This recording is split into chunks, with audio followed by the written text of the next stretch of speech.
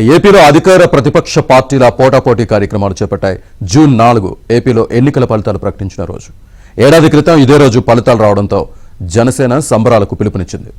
5 ఏళ్ల జగన్ పాలనకు చరమగీతం పాడి పీడ విరగడైన దినంగా ప్రకటించారు.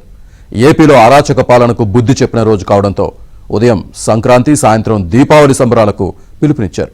అటు ఏడాది పాలనలో హామీలు అమలు చేయలేదంటూ ఈ రోజును వైసీపీ వెన్నుపోటు దినంగా ప్రకటించింది.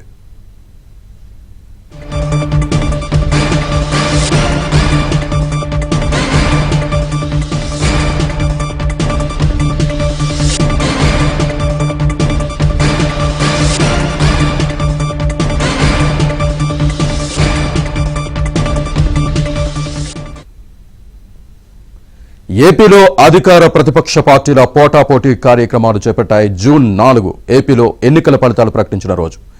ఏడాది క్రితం ఇదే రోజు ఫలితాలు రావడంతో జనసేన సంబరాలకు పిలుపునిచ్చింది. 5 ఏళ్ల జగన్ పాలనకు చరమగీతం పాడి పీడ విరగడైన దినంగా ప్రకటించారు.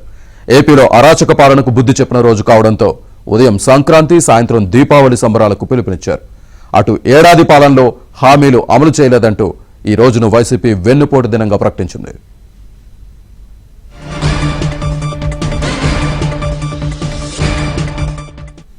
ఏపీలో వైసీపీ జనసేన పోటాపోటీ కార్యక్రమాలకు సంబంధించి పూర్తి సమాచారాన్ని మనకు కరెస్పాండెంట్ పూర్ణ అందిస్తారు. పూర్ణ,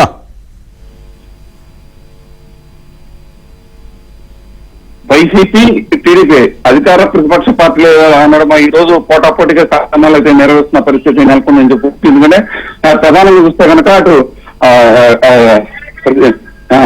అధికార పార్టీతో పాటు ప్రతిపక్ష పార్టీ కూడా మొత్తంగా పోటాపోటీగా కార్యక్రమాలు నిర్వహించడం కూడా మొత్తం శ్రీకారం చుట్టారు. అటు అధికార పార్టీ అయితే ఏదైతే జగన్ సంబంధించి ఏడాది పూర్తయింది, పేడ విరగడైన దినంగా వాళ్ళు ప్రకటించడం జరిగింది. అదేవిధంగా వైసీపీ పార్టీ అయితే వెనుకోడుగా వాళ్ళు కూడా కార్యక్రమాలు అయితే శ్రీకారం చుట్టారు. మొత్తం అటు రాష్ట్ర వ్యాప్తంగా వివిధ ప్రాంతాల కార్యక్రమాలకు అయితే శ్రీకారం చుట్టారు. Right Purna, thank you.